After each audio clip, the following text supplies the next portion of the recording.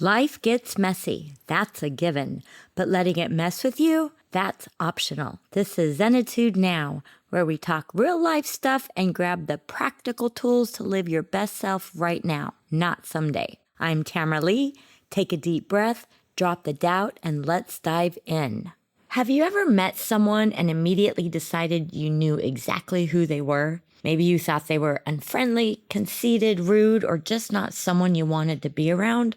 Then weeks, months, or even years later, you discovered you had them completely wrong. I think we've all done that. We create stories about people based on one interaction, or sometimes no interaction. Someone doesn't smile at us, they don't say hello, they avoid eye contact, they walk the other direction. And before we know it, we've written an entire script in our minds about who that person is. The problem is, most of the time, we're making up the story. I used to do this more often than I'd like to admit. Several years ago, I had just moved into a new neighborhood with my dog Buttercup. I was excited to meet new people and make new friends, not just for me, but for Buttercup too.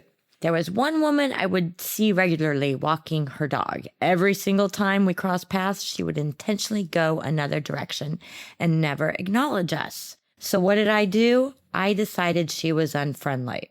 As the weeks passed, I stopped smiling at her and ignored her. And every time I saw her, it reinforced the story I had already created.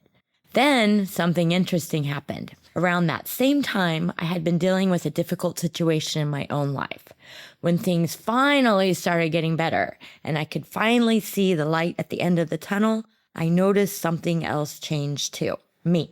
I started smiling more, I felt lighter, and I was more open. One day I decided, you know what? I'm just going to start saying hello. Little by little, she began saying hello back. Eventually, we started talking. And one day she explained that she never trusted her dog around other dogs, so she intentionally avoided those interactions. That was it. The entire story I had created about her disappeared. She wasn't rude. She wasn't unfriendly. She was simply protecting her dog.